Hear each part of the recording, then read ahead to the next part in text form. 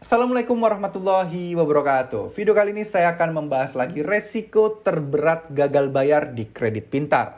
Nah, banyak hal atau banyak kasus yang terjadi yang dihubungi oleh debt collector dari kredit pintar. Ini ada berbagai macam ya teman-teman. Salah satunya adalah orang yang DM saya di Instagram dan bertanya nih teman-teman. Dia mendapatkan sedikit ancaman ya, tanda kutip ya. Karena kan memang biasanya peringatan di WA ataupun mungkin di telepon akan ada informasi bahwa akan ada 4 orang tim debt collector lapangan yang akan datang ke rumahnya untuk menagih pinjamannya. Nah, di sini saya bertanya, sudah telat berapa lama, berapa nominalnya, lokasinya di mana?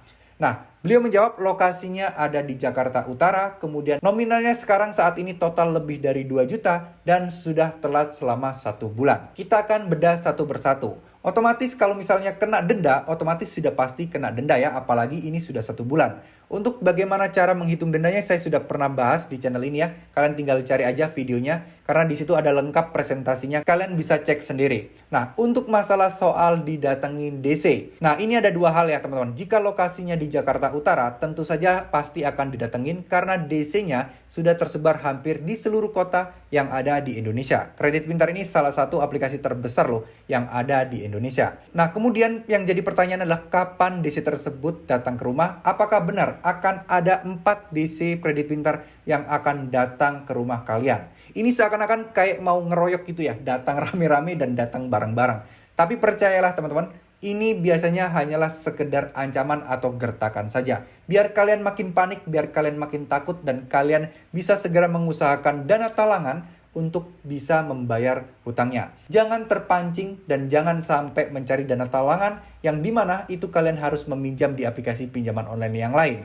Ini akan membuat kalian hutang makin membengkak, masalah makin banyak, berurusan dengan banyak aplikasi yang nggak selesai-selesai ujungnya. Lebih baik kalian bermasalah satu aja dah. Udah kalau udah bermasalah di kredit pintar, udah biarin aja masalah di sini. Jangan kalian sekali-sekali berpikiran untuk cari dana talangan. Bahkan banyak nih, nggak sedikit orang yang berpikiran, wah mau cari dana talangan di pinjol ilegal aja lah. Nanti uangnya akan dibayarkan ke kredit pintar. Sehingga yang legal aman, tinggal bermasalah di ilegal. Nah, banyak yang gegabah nih teman-teman. Mereka tidak menyadari bahwa aplikasi pinjol ilegal itu kerap kali mencuri data dan menyebarkan data kalian. Sehingga kalian akan lebih dipermalukan lagi, akan lebih besar resiko-resikonya teman-teman.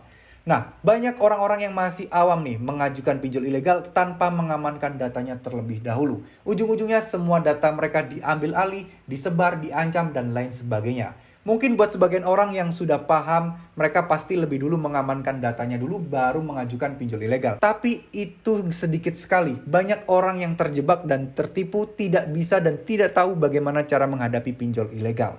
Semoga ini tidak terjadi ke kalian ya teman-teman. Semoga semuanya berjalan baik-baik saja. Semoga masalah kalian di kredit pintar segera teratasi. Ingat, gak ada masalah yang lebih buruk dibandingkan BI checking atau slik OJK kalian yang buruk. Untuk masalah didatengin DC dan lain sebagainya, kalian gak perlu takut. Kalian tinggal bilang aja bahwa kalian masih belum sanggup membayar, itu udah cukup. Gak usah janji-janji apapun dan gak usah takut karena mereka masih dinaungi hukum ataupun mereka tidak bisa bertindak gegabah karena izin mereka bisa dicabut kalau sampai mereka bertindak semena-mena terhadap kalian. Oke, semoga video ini bisa membantu, semoga video ini bisa bermanfaat. Terima kasih. Wassalamualaikum warahmatullahi wabarakatuh.